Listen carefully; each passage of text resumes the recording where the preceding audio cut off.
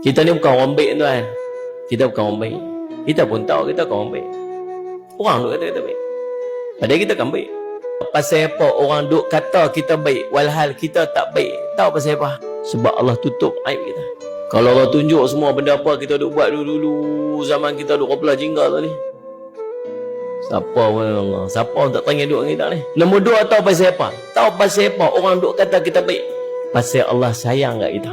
Bila Allah sayang kat seorang tu, dia panggil malaikat Jibril. Jibril mesej, hang sayang kat kawan ni, aku sayang kat dia. Malaikat Jibril pun terus sayang kat dia waktu tu. Kemudian malaikat Jibril panggil semua penduduk langit. Wahai penduduk langit sekalian, mai ni. Pasal apa ni? Ni, Allah sayang kat orang ni. Hampa semua kena sayang kat dia.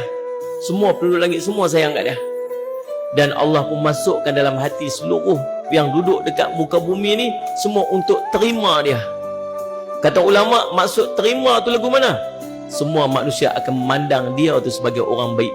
Tuan-tuan nak dapat Allah sayang kat kita lagu tu, cara dia.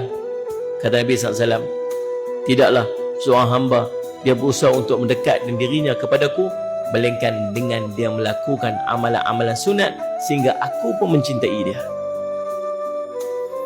Kena main sunat rajin sikit lah. Saya rajin main sunat banyak-banyak.